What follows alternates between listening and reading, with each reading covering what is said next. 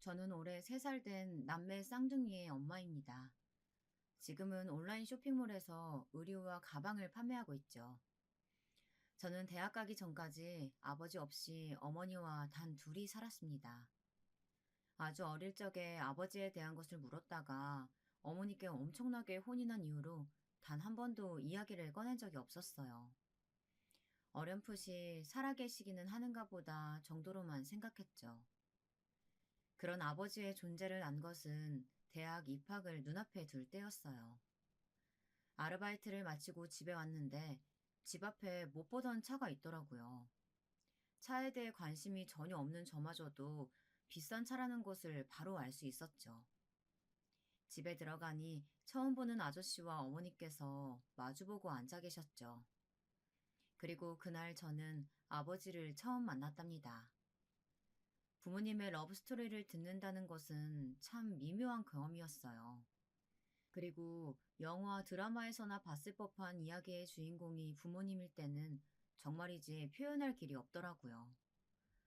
돈 많은 집 아들과 사랑에 빠진 여자가 결국 이어지지 못하고 헤어지는 그런 이야기의 반전 엔딩이 바로 저더라고요. 여자가 남자에게 아이를 가진 것을 숨겼다가 우연한 계기로 밝혀지는 그런 스토리 말이에요. 아버지 말로는 전혀 몰랐다는데 진짜 그럴 수 있는지는 모르겠고 왜 이제 와서 알게 되었는지는 더더욱 이해가 되지 않았지만 그래도 저는 처음 만나는 아버지와 나름 평화롭게 인사를 나눌 수 있었답니다. 무슨 감정이라도 있어야 아버지를 원망하고 그리워하고 그랬겠죠. 하지만 제게 있어 아버지라는 존재는 진짜 생각조차 해본 적 없는 사람이라서 정말 아무렇지 않더라고요. 그렇게 처음 만난 이후 아버지께서는 종종 저를 만나고 싶어 하셨고, 저 역시도 불편하지는 않았기에 거기에 응했죠. 결혼을 하지 않으셨는지 그 자리에는 사촌 오빠라는 사람도 종종 동석했어요. 작은 아버지의 아들이라는데 저한테 이상하게 잘해주더라고요. 그렇게 저는 적당한 거리감을 두고 친가 식구들을 만나왔어요. 저한테는 그 거리감이 좋더라고요. 남편을 만난 곳은 아버지의 소개였어요. 늘 아버지와 함께 오시는 김 비서님께서 괜찮은 남자가 있다고 저에게 소개팅을 해보지 않겠느냐고 하시더라고요. 눈치를 보니 아버지께서 마음에 들어하는 사람인 것 같았어요. 당시 연애를 쉬고 있던 시기라 그냥 가볍게 만나보는 것쯤은 괜찮겠지 싶어서 나가겠다고 했죠. 그런데 거기 나온 남자가 바로 우리 남편이랍니다. 저는 첫눈에 호감이 갔는데 남편은 아니었다고 하더라고요. 그냥 커피만 마시고 헤어져야지 하고 나온 상태라 그냥 제가 머리부터 발끝까지 다 마음에 안 들었다고 하더군요. 그런데 이야기를 하다 보니까 호감이 생겨서 저의 다음에는 영화를 보자라는 말에 오케이를 했다고 알려주었어요. 그 뒤에 이야기는 별거 없었어요. 1년 넘는 시간 동안 남편과 저는 여느 연인들과 다르지 않았죠. 그리고 당연한 수순처럼 결혼을 하자고 약속했고요. 모든 것이 순탄하게만 흘러갈 것이라고 생각했어요. 하지만 시댁에서 저희 어머니가 미혼모라는 것을 알게 되면서 상황은 바뀌었죠. 시어머니께서 껄끄럽다라고 말씀하셨거든요. 참 기분이 더러워지는 단어더라고요. 저 역시도 그렇다면 결혼은 하지 않겠다고 했죠. 너까지 왜 그래, 진짜. 우리 어머니 시대야 그런 생각 하실 수 있잖아. 내가 충분히 설득할게. 설득? 설득하면? 오빠가 설득하면 어머니 머릿속에 그 껄끄럽다는 단어가 사라진대? 계속 나 보면서 그런 생각 하실 텐데. 엄마가 너한테 말실수하신 건 진짜 미안해. 말씀만 그렇게 하신 거지 반대하신 것도 아닌데 왜 먼저 나서서 결혼을 없겠다고 그래. 어머니 하신 말씀의 뜻이 그거 아니야? 너 같은 아이는 우리 아들과 결혼할 수 없다. 남편은 절대 아니라고 했지만 저는 이미 마음이 돌아섰어요. 자격지심이라고 해도 할 말은 없는데 어쩌겠어요. 그런 말에도 결혼이 하고 싶을 만큼이 아닌데. 남편은 어떻게든 돌아선 제 마음을 잡고 싶어 했고 저는 반대로 피하기만 했답니다. 그러던 어느 날 퇴근 시간이 다가오는데 로비에서 누군가 저를 기다린다고 하더라고요. 저는 남편이겠지 하고 별 생각 없이 내려갔다가 너무 놀라서 기절하는 줄 알았답니다. 세상에 시어머니께서 계시더라고요. 전혀 생각지도 못한 반전에 저는 정신이 하나도 없었죠. 시어머니께서는 제가 놀란 마음에 허둥지둥하는 것을 느끼셨는지 퇴근하면 앞에 있는 카페로 오라고 하시더라고요. 저는 삐걱거리면서 고개를 끄덕이고는 급히 올라가 퇴근 준비를 했죠. 머릿속에는 오만 가지의 생각으로 복잡했어요. 카페에 도착해서도 저는 아무런 말을 못했습니다. 시어머니께서도 가만히 계시기만 했고요. 혹시 결혼 없었던 일로 하자고 얘기하러 오신 걸까? 돈 봉투라도 주시면서? 아니면 자기 아들을 거절한 것에 대한 화풀이? 침묵이 길어질수록 제 머릿속에는 온갖 망상으로 가득 찼죠. 그런데 그때 시어머니께서 깜짝 놀랄 만한 말씀을 먼저 꺼내시는 거예요. 미안하다. 내가 말이 심했다. 나도 나이가 들었는지 주책 없이 하면 안 될 말을 하고 말았어. 마음 많이 상했을 텐데 미안하다. 네? 아, 네, 어머님. 이런 말로 사과해서 네 마음이 쉽게 풀리지는 않겠지만 그래도 꼭 만나서 얘기해주고 싶었다. 사연 없는 집이 어디 있겠니? 내가 생각이 짧았지. 그날 그렇게 말하고 아차 싶었는데 바로 미안하다는 말을 못했어. 사과해 주셔서 감사합니다, 어머님. 저는 차마 괜찮다는 말은 못하겠더라고요. 그래서 진심으로 감사하다는 말을 했죠. 시어머니께서는 그 대답에 고개를 끄덕이시고는 먼저 간다고 하시고는 나가버리셨어요. 혼자 남은 저는 기분이 뒤숭숭했어요. 시어머니께서 사과하실 것이라고는 상상도 못했거든요. 다른 분들은 고작 그런 말에 마음이 흔들릴 수 있느냐고 하시겠지만 저는 진짜 그 말씀 한마디에 속상했던 기분이 풀리는 기분이었어요. 결국 남편과의 결혼을 그만두겠다고 다짐했던 마음이 돌아서고 말았죠. 그렇게 결혼한 저희는 큰일 없이 정말 무난하게 살았어요. 결혼 첫 해에 저는 바로 쌍둥이를 임신했고 몇 번의 위험했던 순간이 있던 터라 회사를 그만둬야 했죠.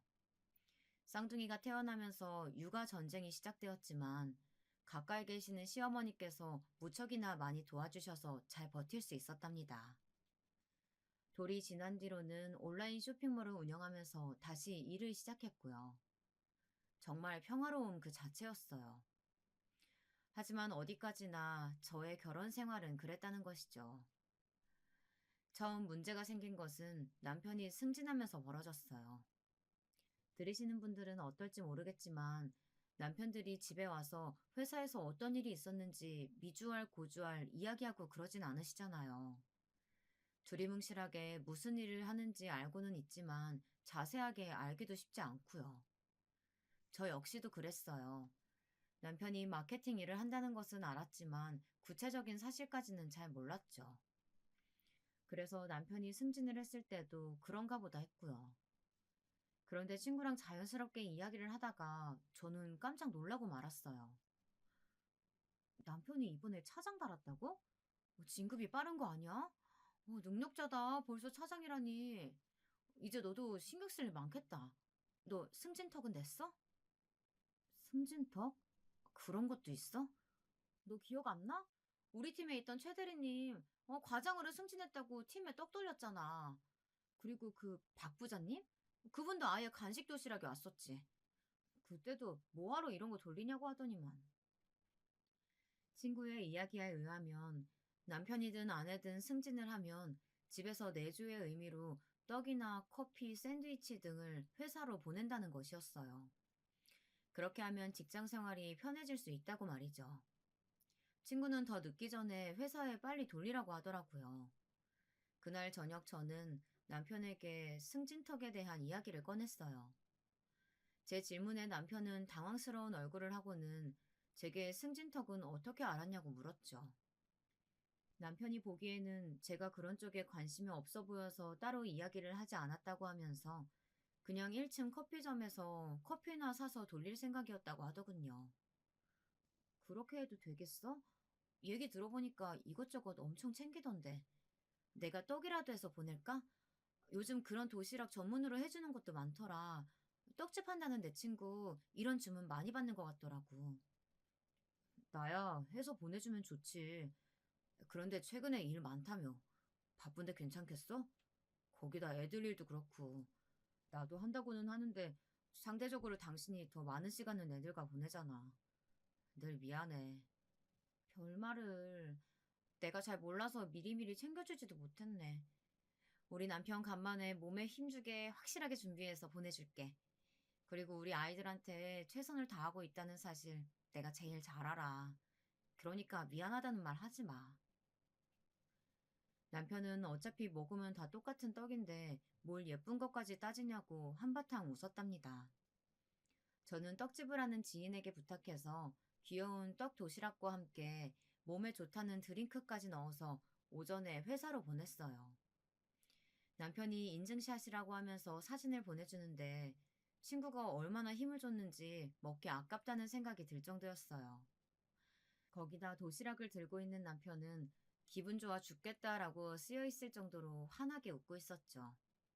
이렇게 좋아하는데 미리 좀 알아보고 해줄 걸 살짝 후회가 되기도 했고요. 그렇게 하루를 기분 좋게 보내고 있는데 오후에 모르는 번호로 전화가 왔어요. 요즘 얼마나 보이스피싱이 성행합니까? 당연히 안 받았죠. 그랬더니 문자가 왔더라고요. 자기가 서부장 와이프라고 하면서요. 서부장? 서부장이 누구지? 제가 아는 사람 중에는 서부장이란 사람이 없었는데 하다가 불현듯 남편이 지나가는 말로 새로운 부장이 있다고 했던 것이 기억났죠.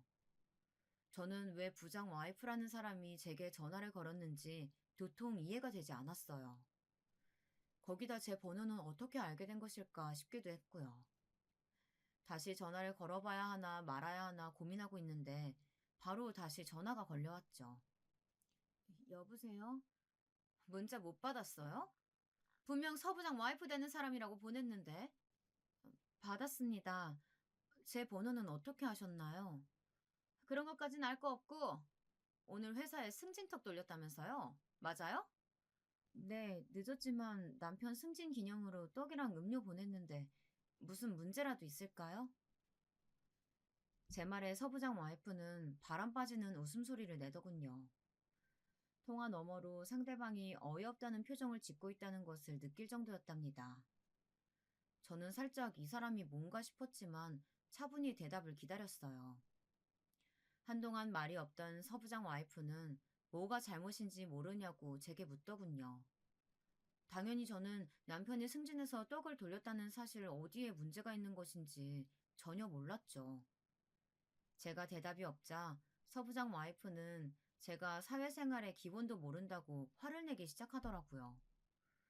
도대체 자기가 뭐라고 저한테 화를 내는지 통화를 하면 할수록 의문점만 늘어났죠.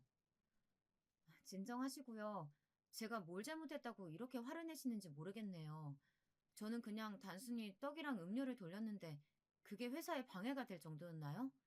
아니면 제가 준비한 것이 상황이라도 했나요? 그것도 아니라면 왜 이렇게 초면에 언성을 높이시는지 모르겠는데요. 진짜 도대체 어디서부터 가르쳐야 되는 건지. 얼마 전에 우리 집에서 승진턱 돌렸다는 사실 못 들었어요? 부장이 승진턱을 돌렸으면 거기에 맞춰서 돌려야 될 거 아니야. 부장님 승진턱이 있었다는 얘기는 들어본 적이 없는데요. 그리고 설사 제가 알았다고 해도 뭘 맞춰서 돌려야 한다고 하시는지 모르겠네요. 이렇게 말했는데도 무슨 말인지 모르겠다는 거야? 이봐요. 그런 것을 돌리고 싶으면 사전에 좀 알아보고 눈치껏 부장이 돌렸던 것보다 단계를 낮춰서 돌려야지. 우리 남편 입장을 곤란하게 만들 작정이야? 저는 어처구니가 없어서 대답할 생각도 못했어요. 아니, 지금 자기보다 더 잘해서 보냈다고 전화를 했단 말인데 그게 말이 되는 소린가요? 유치원생도 아니고 도대체 이게 무슨 일이냐고요. 제가 말이 없자 서부장 와이프는 이번에만 넘어가는데 다음부터는 조심하라고 하더니 전화를 끊어버리더군요. 무슨 태풍이 몰아친 것 같은 기분이 들었어요. 저녁 남편이 퇴근하자마자 저는 서부장이라는 사람도 승진턱을 했냐고 물었어요. 남편은 며칠 전 오후에 커피와 쿠키를 돌렸다고 하더군요.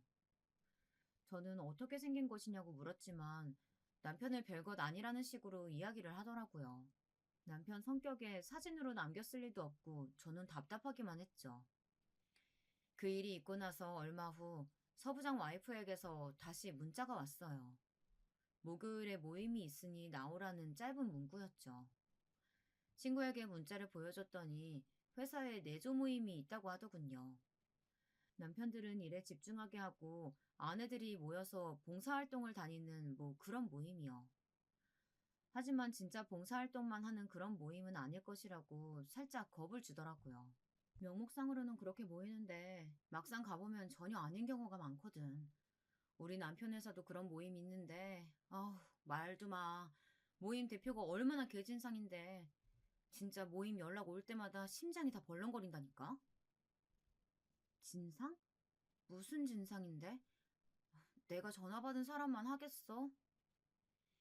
저는 친구에게 며칠 전의 일을 이야기했죠. 제 이야기를 다 들은 친구는 한참을 웃기만 하더니 오히려 그 정도면 귀여운 축에 든다고 하는 거예요. 앞으로는 더 험한 꼴을 보게 될 거라고요. 이번에도 황당한데 이것보다 더한 일이 있을 수도 있다는데 어안이 벙벙했죠. 그렇게 나름의 문화 충격을 받은 저는 목요일 약속된 장소로 갔습니다. 가게를 통째로 빌린 것인지 손님들이 없더라고요. 10분 일찍 도착했는데도 이미 꽤 여럿이 있었어요. 처음 참석한 자리다 보니 자리를 어떻게 해야 하는지, 모인 사람들에게 인사는 어떻게 건네야 하는 건지 난감했죠. 그때였어요. 익숙한 목소리의 여자가 들어오더니 대뜸 제게 아는 척을 하더라고요. 이번에 차장 진급한, 맞죠? 이름이 어떻게 되죠? 네, 우하연이라고 합니다. 연락 주셨던 분이시죠? 처음 뵙겠습니다. 하연 씨라고 불러도 되죠? 내가 그날은 좀 흥분해서 말이 좀 짧게 나갔네요. 이해해요. 우리가 전화로 좀 문제가 있긴 했지만 뭐 다 지난 일이고 하연 씨가 조심만 하면 그런 일이 또 생길 일은 없으니까. 앞으로 잘 지내봐요. 그나저나 처음이라 낯설겠네. 따라와요. 소개해 줄 테니까. 네, 감사합니다. 저는 얼떨결에 거기 모인 사람들을 하나씩 찾아가 인사를 나눴어요. 이렇게까지 사람들이 모일 것이라고는 생각을 못해서 조금은 당황스러웠죠. 분위기를 보아하니 실질적으로 이 모임을 이끌어가는 사람은 서부장 와이프였지만 진짜 윗사람은 따로 있었죠. 강전무님의 와이프라고 하는데 첫눈에도 손에 물 한 번 묻혀본 적 없는 그런 사람이구나 싶더라고요. 서부장 와이프가 저를 소개하자 강전부 와이프는 아래 위로 훑어보더니 알 수 없는 묘한 웃음을 지었어요. 이야긴 들었어요. 눈치가 없다고. 뭐 그래도 남편 생각하면 앞으로 눈치 챙기는 방법은 좀 배워두는 쪽이 좋겠네요. 자기가 잘 좀 가르쳐줘. 괜히 잡음나지 않도록 조심하고. 내 말 의미 알지? 당연하죠. 아직 몰라서 그랬는데 어쩌겠어요. 제가 잘 가르쳐야지. 저를 두고 하는 말인 것은 분명한데 저에게는 말 한마디 걸지 않고 자기들끼리 쑥덕거리는 모습이 보기 편하지는 않았어요. 그렇다고 끼어들어서 한마디 하는 것도 애매해서 가만히 있었죠. 인사가 그렇게 마무리되고 식사가 시작되었어요. 봉사활동을 다닌다고 하는 말이 거짓말은 아닌 듯 일정 이야기가 오고 가기는 하더라고요. 20명 남짓 사람들이 모여 있었지만 실질적으로는 상석에 앉은 3, 4명의 사람들만 이야기를 했어요. 그럼 사전에 이야기한 대로 다음 주 수요일에 모이는 걸로 합시다. 다들 의상 신경 쓰는 거 잊지 마시고요. 사모님, 이번에도 기자가 나오나 봐요? 사모님 덕분에 기업 이미지가 좋아지고 얼마나 좋아요. 그러니까요. 저희까지 좋은 기회 얻어서 봉사활동도 하고요. 제일 상석에 앉은 사람들끼리 하하호호 웃어가며 얼굴에 금칠하기 바쁜 모습을 보고 있으려니 도통 음식이 넘어가질 않았어요. 빨리 이곳을 벗어났으면 좋겠다는 생각, 딱 그것뿐이었죠. 서부장 와이프가 다들 시간 비워두라고 이야기를 하며 자리가 파하는 분위기였어요. 저 역시 어설프게 인사를 나누고 집에 왔죠. 남편은 제 표정이 많이 나빠 보였는지 오늘 무슨 일이 있었냐고 묻더라고요. 저는 고민 끝에 서부장이라는 사람에 대해 물었어요. 남편은 잠시 망설이더니 낙하산인데 어느 라인인지는 잘 모르겠다고 했죠. 방송에서 유라인이 어떻고 강라인이 어떻고 하는 것은 봤지만 그게 이렇게도 통용되다니. 참 아직도 혈연, 학연, 지연이 판치는 곳이 있다니 서글프기까지 했답니다. 서부장이 바로 윗사람이라 나도 자유로울 수는 없지만 소문에는 회장님 라인이라는 소리도 있어. 강전무님 라인이라는 말도 있고. 뭐 어쩔 수 없지 뭐.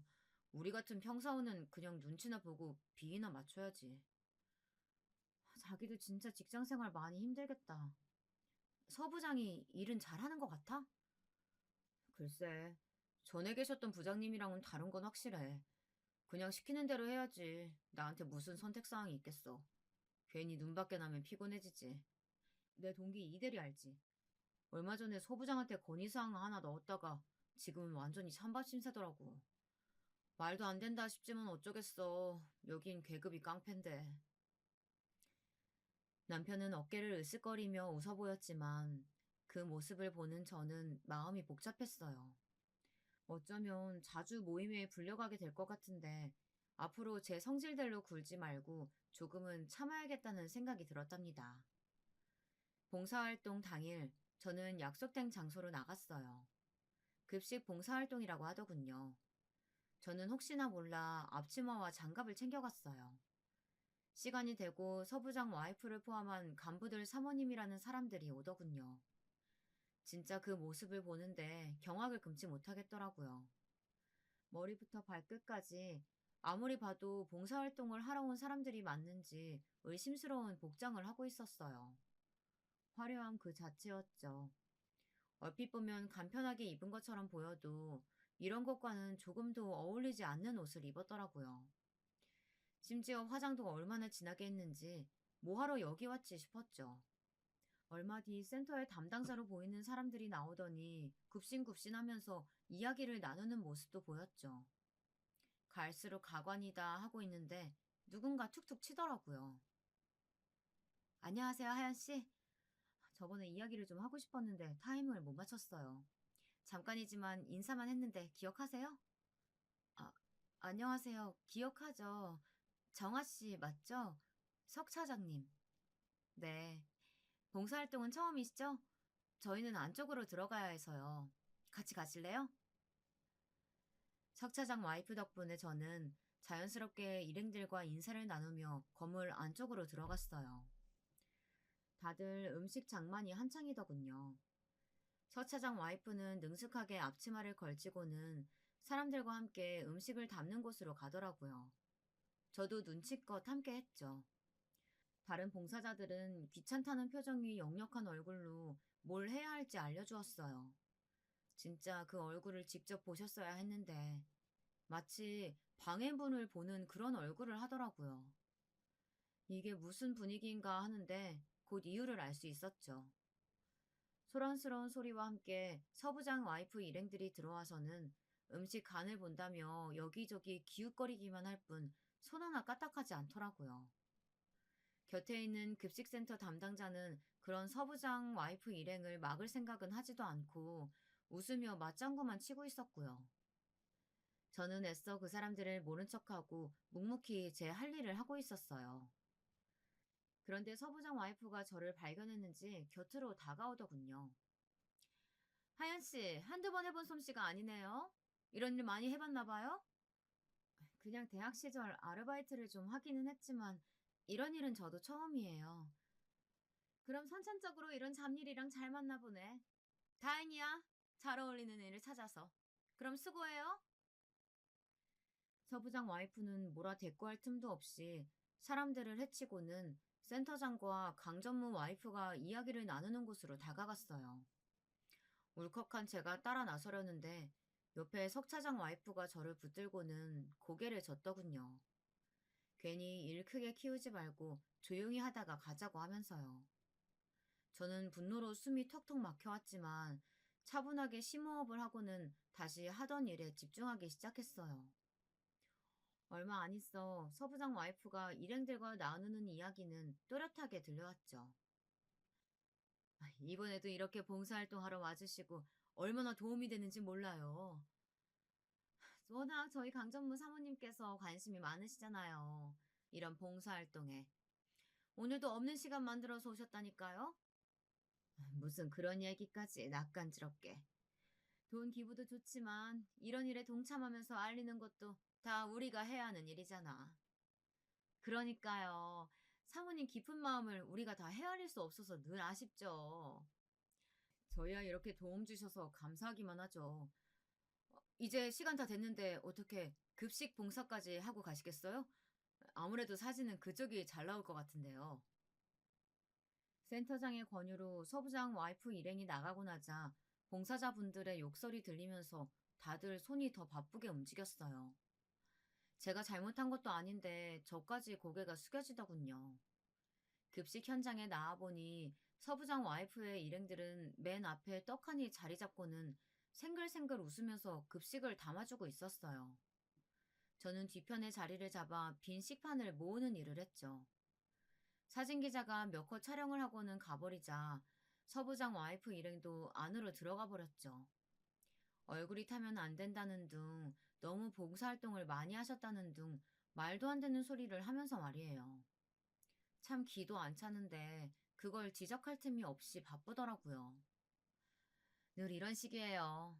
봉사활동 와서 일하는 사람들은 차장급이나 부장급 와이프들이죠. 저분들은 사진만 찍으면 끝이거든요. 매번 이런 식으로 하는데 다들 나오시는 거예요? 처음에는 이런 취지가 아니었는데 강전무 사모님께서 모임을 이끌기 시작하면서 좀 변했어요. 거기다 서부장 사모님까지 합세하고 난 이후로는 아휴 정말이지. 처음 하는데도 이렇게 화가 나는데 정말이지 대단하세요. 다 참아가며 하시다니. 어쩌겠어요. 서부장이나 그 사모님이나 똑같은 인간들이라 괜히 미운털 박히면 큰일인데. 하연 씨 오기 전에 김 차장 와이프가 서부장 사모님한테 대들었다가 어떻게 됐는지 들었어요? 김 차장님 바로 현장 발령받아 지방으로 갔잖아요. 그런 일이 진짜 있을 수 있다고요? 아니 회사 일에 여기에 있었던 일이 무슨 상관이라고요? 하연 씨가 아직 몰라서 그러는데 지금 이 모임을 끌고 가는 분들이 그렇게 힘 자랑하는 걸 좋아하는 사람들이라 어쩔 수가 없어요. 식판 뒤처리를 하면서 석 차장 와이프뿐만 아니라 오 차장 와이프까지 가세해서는 그동안 있었던 일들을 쭉 들려주는데 소름이 확 돋았어요. 대학 시절 때 해보고 정말 오랜만에 대량의 설거지를 했더니 허리가 뻐근한 것이 피곤하더라고요. 빨리 집에 가서 쉬고 싶었죠. 그런데 서부장 와이프가 와서는 식당에 점심 예약이 되어 있다고 가자고 하더라고요. 거절하고 싶은 마음이 굴뚝 같았지만 방금 들은 말도 있고 해서 어쩔 수 없이 따라갔죠. 식사를 한창 하고 있는데 갑자기 서부장 와이프가 호들갑을 떨며 큰 소리로 이야기를 하더라고요. 사모님, 다음 주에 김장하신다고요? 어머, 맛있겠다. 저희도 부르실 거죠? 민폐인 거 아닌가 모르겠네. 와서 도와주면 나야 고맙지. 우리 그이가 워낙 김치를 좋아해서 여러 종류를 넉넉하게 할 건데, 와서 좀 도와주고 가져가면 되겠네. 그럼요, 당연히 가야죠. 강정무님 때 김치 맛볼 수 있는 기회가 어디 흔한가요? 서부장 와이프의 말에 다들 떨떠름한 표정을 애써 숨기면서 알겠다고 대답을 했죠. 이 와중에 저는 조심스럽게 손을 들어 갈 수 없다고 말했어요. 삽시간에 분위기가 얼어붙었죠. 가고 싶은 마음이 전혀 없기도 했지만 그날은 상품 때문에 거래처도 돌아야 하고 무엇보다도 점심에 아버지와 약속이 있었거든요. 하연 씨, 잠깐 나 좀 따로 볼까? 사모님, 제가 얘기할게요. 걱정 마시고 들어가세요. 그럼 알아서 잘 처리해요. 부장 승진한 지 얼마 안 됐다곤 하지만 서부장도 부장 타이틀 길게 달고 갈 건 아니잖아. 안 그래? 그럼 아랫사람 관리 정도는 제대로 해야지.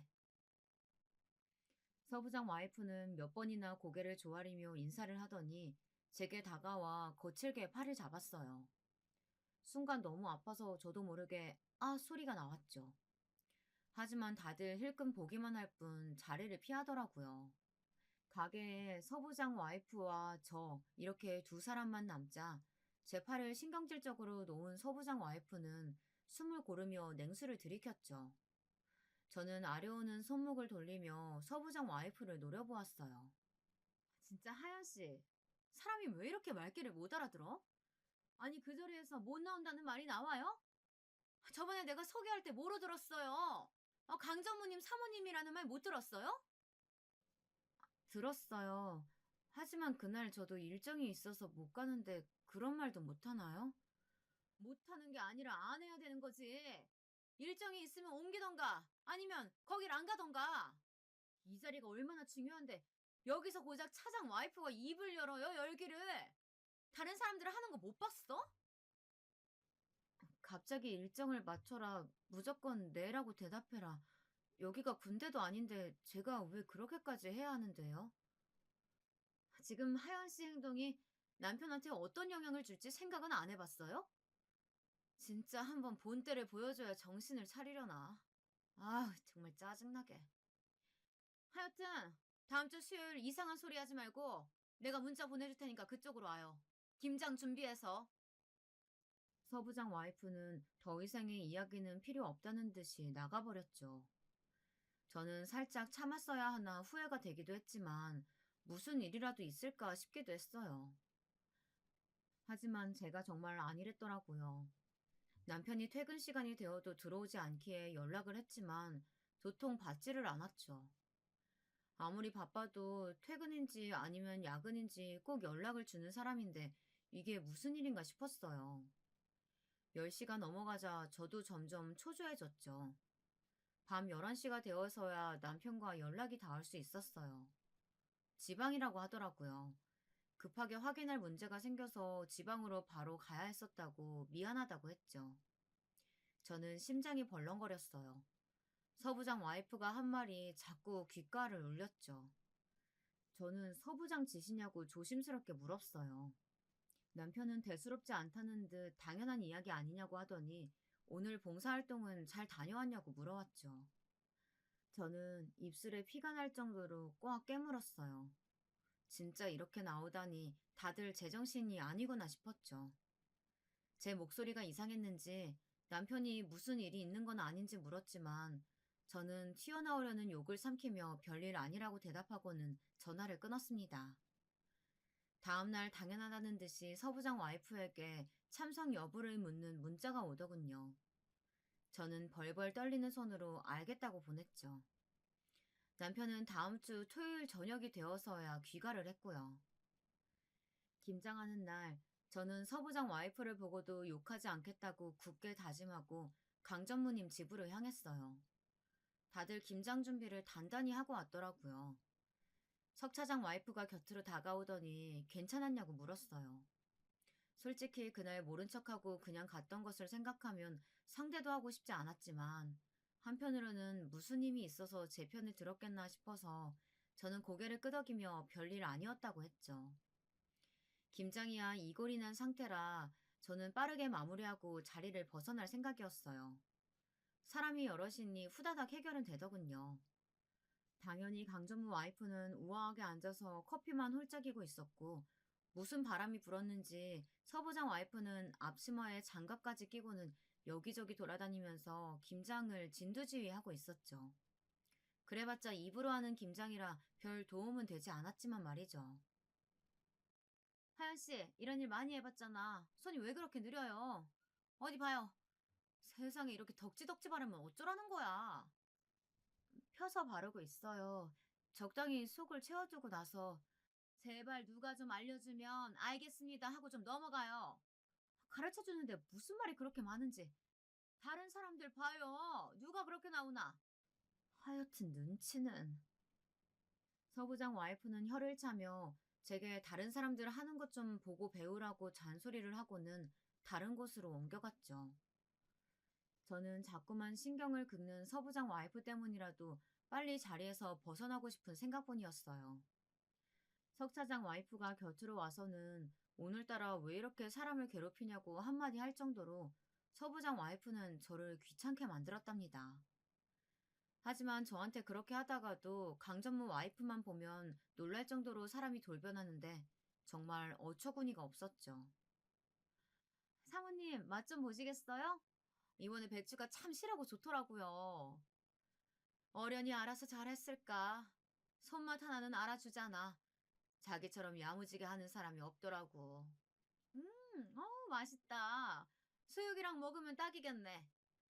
안 그래도 다 준비했답니다. 곧 마무리 될 것 같으니까 점심 준비하면 되겠어요. 강정무 와이프의 만족스러운 얼굴에 서부장 와이프도 얼굴이 활짝 폈더군요. 주방으로 들어가는 모습에 저도 조용히 따라 들어갔어요. 서부장 와이프는 제 얼굴을 보자마자 정색을 하더니 할 말이 있냐고 묻더군요. 저는 침착하게 호흡을 하고는 김장만 끝내면 먼저 가보겠다고 말했어요. 서부장 와이프는 아직도 정신을 못 차렸냐는 얼굴로 저를 보더니 장갑을 소리나게 벗어던지고는 팔짱을 끼고 저를 바라보았죠. 진짜 내가 불쌍해서 하는 말인데 하연 씨 이렇게 해서 남편한테 아무 도움 안 된다는 사실 아직도 몰라? 내가 가볍게 알려준 것 같은데? 오늘 김장하러 오자고 하셔서 왔고 다 했으니까 가보겠다고 말씀드리는데 도대체 제가 뭘 더 하라는 말씀이세요? 끝까지 자리 지키고 있어야 한다는 소리신가요? 그럼 먼저 살짝 나가면 강정우 사모님이 뭐라고 생각하시겠어? 바쁘긴 쇼핑을 하는 사람이 바빠봤자 아니야? 알아보니까 그리 잘 나가는 것도 아니던데. 용돈벌이 삼아서 하는 것 같던데. 그럼 우선순위를 똑바로 둬야 될 거 아니야? 제 일이 전무님 댁 김장보다 못하다는 생각이 들지는 않는데요. 그리고 자꾸 남편 가지고 겁을 주시는데 저도 참고 있지는 않아요. 자꾸 이러시면. 해볼 테면 해봐요. 하연 씨가 뭘 할 수 있는지는 모르겠지만. 뭐가 중요한지 구분도 못하고 천방지축으로 날뛰다가 피눈물을 흘려봐야 후회하지. 그래도 우리 그의 아랫사람이라고 내가 신경 좀 써주려고 했더니 굴러 들어온 복 싫다고 차버리는 사람한테 내가 무슨 말을 더 하겠어? 가요. 사모님 눈에 띄지 말고. 괜히 하연 씨 같은 사람 때문에 기분 상하시면 안 되니까. 서부장 와이프는 화가 잔뜩 난 얼굴로 제게 축객령을 내렸어요. 저는 이를 악물고 그 집을 나왔죠. 저는 사람이 없는 곳으로 가서 마음껏 소리 지르고 싶은 충동이 들었지만 거래처 일이 남아 바쁘게 움직였어요. 당연히 아버지와의 약속은 없던 일이 되었고요. 그날 저녁 사촌 오빠에게서 무슨 일이 있어 약속을 취소했냐고 묻는 전화가 왔지만 저는 아무 말도 하지 못했어요. 그 뒤로도 몇 번의 모임은 더 있었고 그때마다 저는 울며 겨자 먹기로 참석은 했지만 서부장 와이프와의 신경전을 벌이느라 온 에너지를 다 소모하는 기분이 들었답니다. 하지만 정말 큰일은 따로 있었어요. 회사 창립 기념일이라고 하면서 부부 동반 모임이 있다고 하더라고요. 서부장 와이프는 그날 제가 입어야 하는 드레스 코드를 정해주면서 튈 생각은 절대 하지 말라고 신신당부를 하더군요. 그런 자리를 가고 싶다는 생각이 든 것은 아니었어요. 만약 남편이 꼭 참석해야 한다고 하지 않았더라면 서부장 와이프 이야기는 깔끔하게 무시했겠죠. 하지만 남편에게 중요한 자리라는데 어쩌겠어요. 저는 남편과 함께 깔끔한 옷을 챙겨 입고 기념일 파티로 향했어요. 살짝 긴장이 되기도 했지만 오늘 하루 조용히 넘어갈 수만 있다면 뭐든 좋겠다는 생각을 하고 호텔로 들어가는데 너무 낯익은 사람이 있더라고요. 사촌 오빠였죠. 저는 왜 저 사람이 여기에 있나 싶어 그 자리에서 멈춰 설 수밖에 없었어요. 사촌 오빠도 저를 발견했는지 눈짓을 했죠. 남편은 저의 반응에 어리둥절해하며 무슨 일이냐고 물었어요. 저는 잠깐 물을 좀 마시고 싶다고 하고는 음료가 준비된 곳으로 갔죠. 뭘 놀라고 그래? 내가 여기 있는 게 이상한 일이야? 여기는 왜 오신 건데요? 오빠가 이 회사랑 무슨 관련이 있다고? 뭐? 무슨 관련이라니? 여기 큰아버지 회사잖아. 나는 여기 부사장이고. 저는 너무 놀라서 들고 있던 잔을 놓칠 뻔했어요. 다행히 사촌 오빠가 잘 잡아줘서 위기를 넘길 수 있었습니다. 사촌 오빠는 어이가 없다며 어떻게 모를 수 있냐고 했지만 저는 아버지란 사람이 어디서 무슨 일을 하는지 한 번도 물어본 적이 없었거든요. 어차피 자식으로 인정받을 수 있는 것도 아니라고 생각했기 때문에 남편에게조차도 말한 적이 없었어요. 아버지 역시 저를 딸이라고 공개해봤자 숨겨둔 자식이 있다는 소리밖에 더 듣겠냐고 하시면서 가끔 저와 마주 앉아 밥 먹고 안부 인사를 주고받는 것으로 충분하다고 하셨고요. 뭐 회장님 정도는 되겠다고 생각은 했지만 남편의 회사 회장님일 것이라고는 조금도 생각하지 못했어요. 너도 참 너답다. 어떻게 그러냐? 아무리 그래도 장서방이 큰아버지 회사 사람이라는 것도 모르고 있었다는 게 말이 되냐? 심지어 큰아버지가 괜찮은 사람으로 콕 찍어서 장서방 너한테 소개시켰는데 그냥 건너 건너서 알고 지내는 사이 아닐까 싶었지. 남편한테는 아버지에 대해 이야기도 못했는데. 사촌 오빠는 잘하는 짓이라고 말하며 혀를 차고는 나중에 따로 아버지에게 인사나 드리라고 하고는 자리를 비켜주었어요. 혼자 남은 저는 과연 오늘 하루를 잘 버틸 수 있을까 고민이 되었죠. 그때였어요. 누군가 곁에 와서 서 있는 게 느껴졌죠. 서부장 와이프였어요. 하연 씨, 저기 안쪽에 강전무님 사모님 보이지? 저기서 와인 챙겨서 와요. 사모님 좋아하는 와인 레드니까 특별히 신경 쓰고. 제가요? 어차피 홀을 돌아다니시는 분들도 많은데. 아니, 뭘 좀 시키면 단박에 알겠습니다 하는 법이 없어. 어떻게 사람이. 잔말 말고 시키는 대로나 해요. 서부장 와이프는 찬바람 쌩쌩 불면서 자리를 떠났어요. 저는 지끈지끈 거리는 머리를 몇 번이나 눌러주고는 레드와인을 받아 자리로 향했죠. 안쪽은 사람들이 많이 없더라고요. 강전무 와이프는 무표정한 얼굴로 저를 보더니 제가 내미는 와인을 가만히 쳐다보고만 있더라고요. 손이 부끄러울 정도로 말이죠. 이게 무슨 상황인지 혼란스러웠지만 괜히 시끄럽게 만들어 주변 사람들의 시선을 받고 싶은 생각이 없었기에 저는 가만히 기다리고만 있었죠. 얼마의 시간이 지났을까 강전무 와이프가 입을 열었어요. 남편이 차장이라고? 이제 겨우 시작선에 섰으면서 아주 꼿꼿하다고 하더니만 별거 없네. 뭘 시켜도 말이 많다며 소란만 불러일으키고. 이런 사람을 과연 우리가 계속 챙겨줘야 할까? 사모님, 그래도 너그럽게 봐주세요. 이런 사람이라도 저희 남편 부하 직원 가족인데 어쩌겠어요. 제 업보죠. 제 얼굴 봐서라도 좀 넘어가 주세요, 사모님. 자기가 자꾸 그렇게 봐주니까 더 건방진 거야. 고작 차장 자리 하나 차지하고 앉았으면서 뭐가 그렇게 잘났다고. 진짜 요즘은 왜 다들 이렇게 겸호가 없는 거야? 하연 씨 뭐해요? 사과하지 않고. 사모님께서 지금 누구 때문에 화가 나셨는데? 두 사람의 대화를 듣고 있노라니 저도 점점 화가 치밀어 오르더라고요. 저는 들고 있던 와인을 단숨에 비우고는 강전무 와이프와 서부장 와이프를 노려보았어요. 제 시선이 바뀐 것이 느껴지자 두 사람도 어이가 없다는 얼굴로 헛웃음을 지었죠. 뭐, 내가 한 말에 기분이라도 나빠요? 하연 씨? 남편 승진은 다 아내들의 내조에 걸렸다는 소리도 못 들어봤어? 아니면 그런 교육을 받을 기회가 없었나? 말씀이 지나치시네요. 제가 아부나 좀 떨었다고 남편이 승진한다면 그게 어디 정상적인 회사겠어요? 제대로 된 기업이면 적어도 능력에 맞게 대우를 해줘야 더 성장할 수 있는 곳이라고 생각하는데요. 와이프 말 몇 마디에 인사가 결정된다면 그게 더 문제 있죠. 지금 미쳤어? 여기가 어디라고 함부로 말을 내뱉고 있어? 미친 건 그쪽이겠죠. 툭하면 자기 말 몇 마디로 저희 남편 사회생활 엉망으로 만들겠다고 하시는데 그런 말 하는 자신이 부끄럽지도 않으세요? 야, 이년아! 너는 눈치도 없냐? 처세 제대로 안 해? 남편 승진하는 거 싫어? 어디서 이따위 행동이야? 결국 제 말에 화를 못 이긴 서부장 와이프가 빽 하고 소리를 질렀어요. 근처에 있던 사람들이 웅성거리면서 모여드는 것이 느껴졌지만 저 역시 이미 눈이 돌아버린 상태라 그냥 넘어갈 수는 없었죠. 저는 당장이라도 달려들 기세였지만 부드럽게 제 손을 감싸는 느낌에 정신이 번쩍 들었어요. 남편이었죠.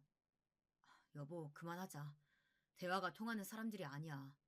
당신도 이런 대접 받을 사람 아니고. 그쪽이 장 차장인가 보네. 나 알죠? 서부장 와이프 되는 사람이에요. 도대체 집에서 와이프 단속을 어떻게 했길래 이런 상황을 만들어요? 만들길. 여기가 감히 어디라고. 이 사람 사모님께 그런 소리 들을 만큼 실수했다고 생각하지 않습니다. 그리고 직장 일은 온전히 제가 해결하는 것이지 이 사람이 어떻게 하느냐에 달린 문제가 아니라고 생각합니다. 일찍 차장 달았다고 앞으로 승승장구할 수 있을 거란 보장은 없을 텐데요. 와이프가 잘 모르면 장 차장이라도 정신을 차려야죠. 알만한 사람이라고 생각했는데 아닌가 보네요. 우리 그이가 사람을 잘못 봤나 봐요. 끼리끼리 논다는 말이 괜히 어디서 나왔겠어요, 사모님. 다 그 밥에 그 나물이죠. 정말이죠. 어쩌다 저런 사람을 부하 직원으로 둬서는 이번 기회에 좀 치워버려야겠어요. 저는 남편을 몰아붙이는 두 사람 때문에 겨우 가라앉힌 분노가 다시금 치솟는 기분을 느꼈어요. 사람들이 점점 더 많이 주변에 모이는 것이 느껴졌죠. 하지만 저는 더 이상 참지 못하고는 버럭 소리를 질렀어요. 평생 제 입에서 그런 말이 나올 것이라고는 생각조차 해본 적 없는 말이죠. 이봐요. 말 다 했어? 내가 더 이상 남편으로 겁주지 말라고 했을 텐데. 가만히 안 있겠다고. 가만히 안 있으면 어떻게 할 건데? 무식하게 뭐 머리채라도 잡아보려고? 해봐. 할 수 있는 게 있으면 해보라고. 생각이라고는 없는 주제에. 야, 이년아. 너 말 다 했어? 내가 뭘 할지 보여줄까? 이 회사 회장이 우리 아버지거든? 저의 폭탄 선언에 주변이 삽시간에 조용해졌어요. 다들 회장님께 딸이 있었느냐며 놀라는 말들이 대부분이었죠. 순간 저는 실수했다는 생각에 두 눈을 질끈 감았어요. 남편도 당황한 얼굴로 저를 보는 것이 느껴졌죠. 이미 엎어진 물이나 다름없었어요. 서부장 와이프는 사색이 돼서 강전무 와이프를 바라보았어요. 하지만 강전무 와이프는 여유로운 얼굴로 피식 웃음을 지으며 사장님께는 자식이 없다는 말을 했어요. 서부장 와이프는 다시 기세등등한 목소리로 별 거짓말을 다 한다며 저를 비웃었죠. 하지만 그 웃음도 길게 갈 수 없었어요. 생각지도 못한 사람의 등장 때문이었죠. 거짓말이라뇨? 우리 동생이 그런 거짓말을 할 리가 없지 않습니까? 그쵸, 강정우님? 그게 여자들끼리 말다툼이 좀 있었나 봅니다. 별일 아닐 겁니다. 하연아, 진짜 별일 아니야? 사촌 오빠는 평소와 전혀 다른 얼굴로 저를 바라보며 묻고 있었어요. 남편은 거의 정신줄을 놓을 지경이었죠. 저는 잠시 망설이다가 이왕 저지른 일 눈을 딱 감고 모든 것을 고백하기로 결심했어요.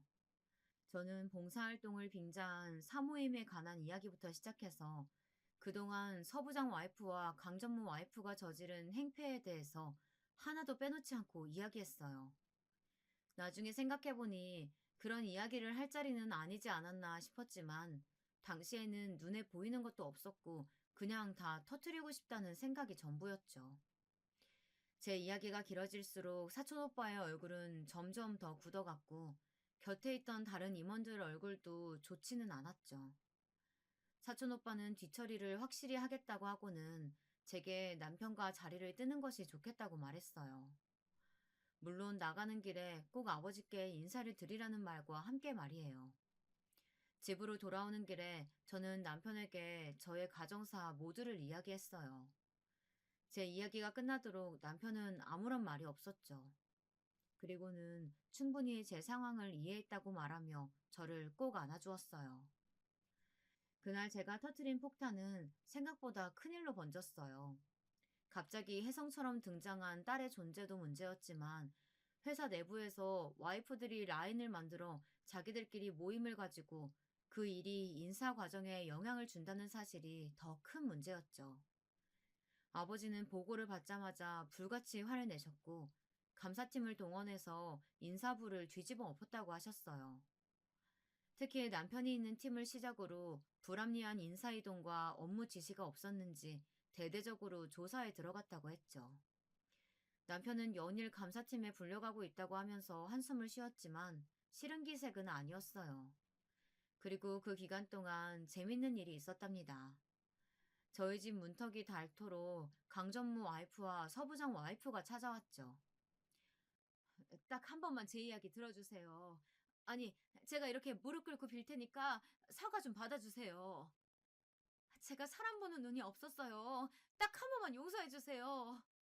두 사람은 매일같이 미안하다는 말을 했지만 당연히 저는 한 번도 만나주지 않았습니다. 제가 그 사람들을 무슨 이유로 만나겠어요. 자기들이 저지른 행동에 책임은 자기들이 져야 하는 거 아니겠어요? 그런데 그것도 일주일을 못 채우더라고요. 제가 상대해주지 않자 다른 방법을 찾았더라고요. 이제는 매일같이 집으로 택배가 왔어요. 명품 가방부터 시작해서 아이들 장난감까지 아주 난리도 아니었죠. 저는 하나도 손대지 않고 그대로 반송했어요. 그렇게 한 달의 시간이 흘렀는지 남편이 하루는 감사팀 결과가 나왔다고 말해 주었습니다. 저는 다른 사람들은 궁금하지 않았어요. 서부장과 강전무가 어떻게 되었는지가 관심사였죠.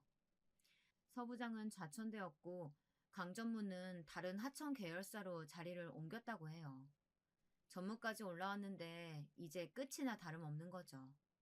속이 참 시원하더라고요. 승진에 그렇게 목숨 걸더니 잘 됐다 싶었답니다. 모든 일이 끝나고 저희는 일상을 다시 되찾았어요. 남편도 저도 각자의 일을 마음 편하게 하고 있었죠. 그놈의 봉사활동 조직은 소리 소문 없이 사라졌고요. 저희 존재에 대해서 크게 번진 것이 없는 것으로 봐서는 잘 정리가 되지 않았나 싶어요. 다행스럽게도 말이죠.